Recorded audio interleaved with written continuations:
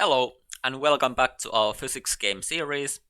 This time we are going to implement a loose condition to our game.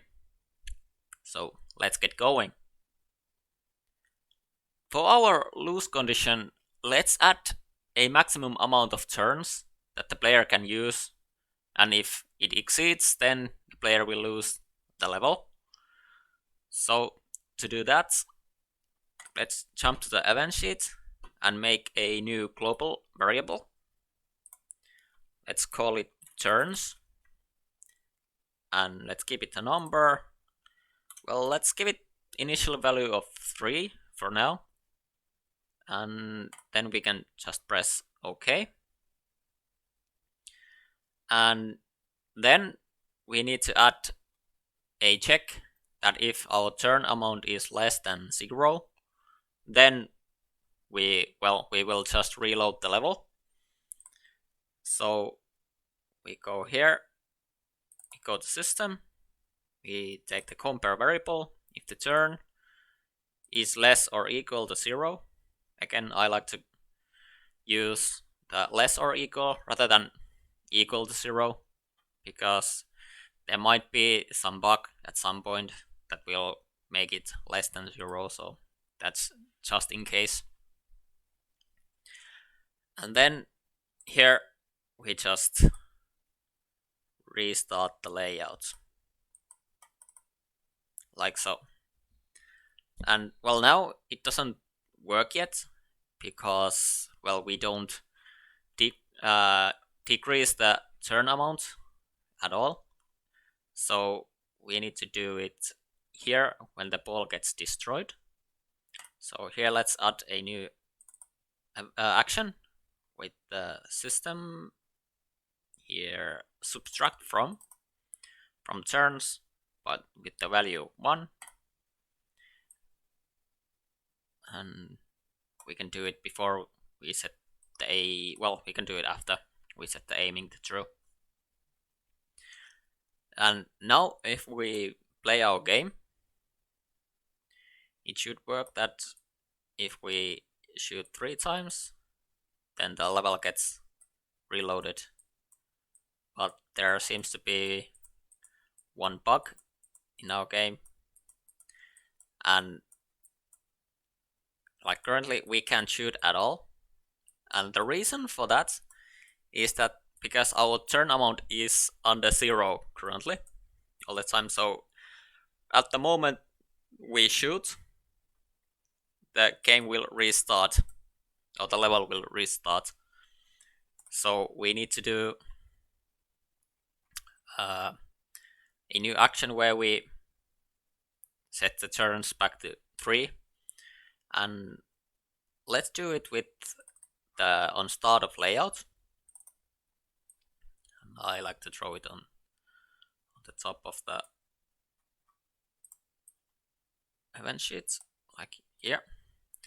And for the action, we can just do the reset global variables, as we have only two global variables, and they should be at their default value at the start of the layout, so we can use that. And now if we try to play the game and we shoot 3 times, it gets restarted and everything works perfectly. But there's still one thing missing, and that's a UI that we can use or show the player how many turns there is left. So let's add a new layer on top of the layer 0. Let's call it UI. And actually let's rename the layer 0 to game layer. Then let's keep the UI layer active, and let's add a text object from here, and we call it txt underscore turns, and we can put it here. Then just change it to white so we can see it better. Maybe change the font, maybe, well, I guess that's, let's not make it bold. a bit bigger and make it turns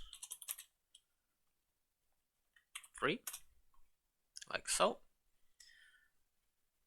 And I think that's everything we need. Then we just need to update this text every time we change the value of the turns.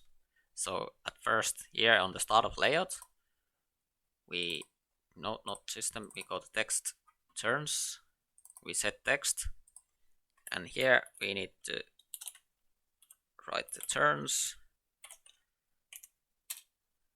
and then we can get the turns a variable's amount by putting an et mark, and after that we just write turns,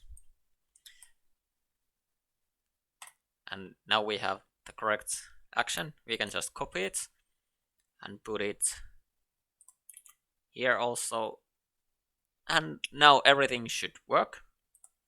So let's try it. It's like we have 3, 2, 1. Yeah, looks like it works. And it works even though if we win the level or we lose the level. Yeah. One thing I really want to change is to add a small space between there. So let's put it here so the number isn't right next to the text. Like so. And now let's try it. Now it looks better as there is small space between the text turns and the number. Yep. And with this, we should have working game flow in our game. So in the next episode, we will build a few extra levels so we can go to the next level when we win the current one.